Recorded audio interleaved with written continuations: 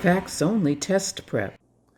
Welcome to Facts Only Test Prep. We're called Facts Only because we give you everything you need and nothing you don't when it comes to the SAT. So please enjoy the next video. Before and after words. I want to take a deeper dive on the English section, the grammar section right now. I want to talk about something that I call before and after words. This is a specific kind of question in which we need to decide whether or not two clauses on either side of a word go with each other or against each other. Here's an example. I drank the coffee because I was tired. That makes sense, right? You drink coffee because you're tired. Also the sweet taste, also the warmth, also the validation that it gives you, but mainly because you're tired. It wouldn't make sense for me to say, I drank the coffee even though I was tired, right? If we generally drink coffee when we're tired, we wouldn't drink it even though we're tired. We wouldn't use the clause even though. So today's questions will all involve the selection of the right word to put in between two clauses. And what we're going to be looking for is whether the two clauses go with each other or against each other as we choose the proper word.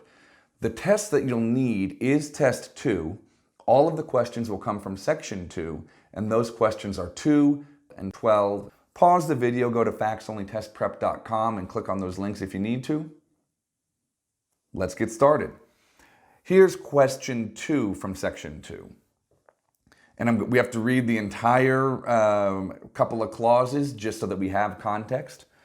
But the words that we're choosing among are however, consequently, nevertheless, and previously. So let's look at these words first of all. We have however, that's a contrast word. Consequently is a sequencing word, but it's a positive connotation. Nevertheless is a contrast word. And previously is also a sequencing word, but it does imply that something happened beforehand. So keep that in mind as we go forward. Also, there's another question involved here. I'm going to correct question 1 as I read, just so that there's not a grammatical error. In recent years, public libraries in the United States have experienced a reduction in their operating funds due to cuts imposed at the federal, state, and local government levels.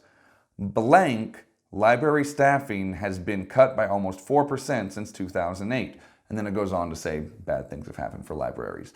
So what we're deciding is, are these two clauses, in recent years, public libraries in the United States have experienced a reduction in their operating funds, and library staffing has been cut by almost 4% since 2008.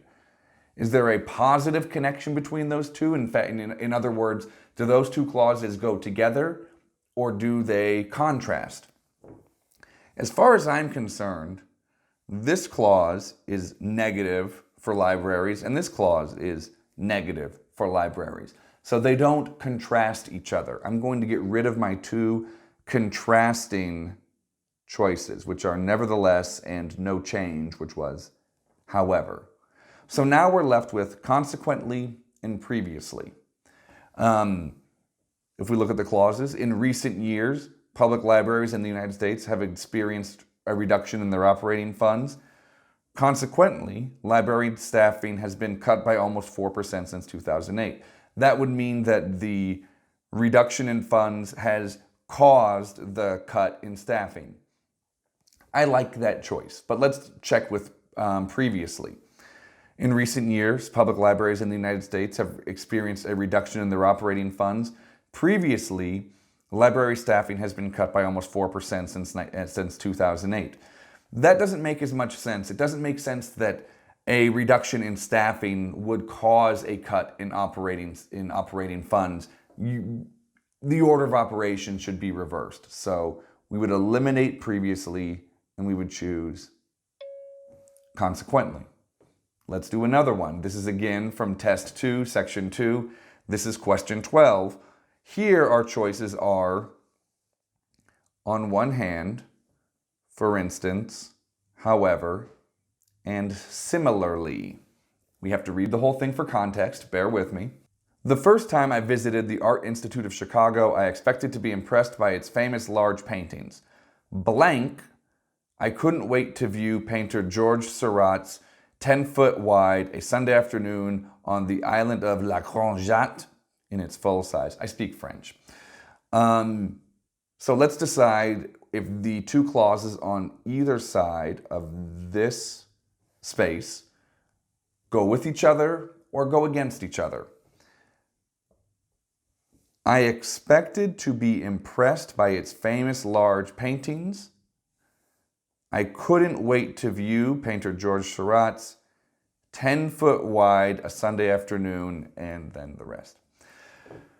All right, so we've got, I expected large paintings. I couldn't wait to view a 10-foot wide painting.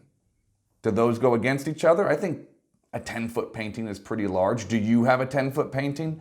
I don't. I would say those go with each other. I'm going to get rid of contrasting language, in this case, however.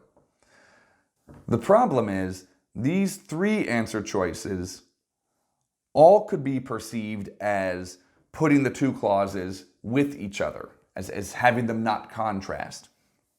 So we have to decide what kind of positive relationship exists between the two clauses. I expected to be impressed by its famous large paintings. I couldn't wait to view Georges Seurat's 10-foot wide Sunday afternoon. Well, this 10-foot wide Sunday afternoon is an example of a large painting. So an answer choice like D similarly doesn't quite fit. Similarly would provide an example of something that resembles something else, but not a further example of it. We're going to get rid of that. We're down to for instance and on one hand.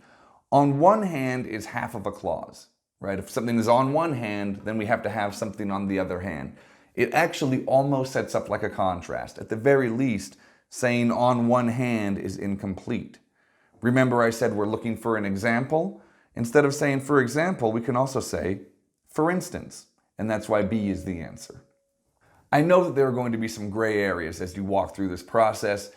That's true of all of the English and reading questions, and the greater your command is of the language, the better your chances will be.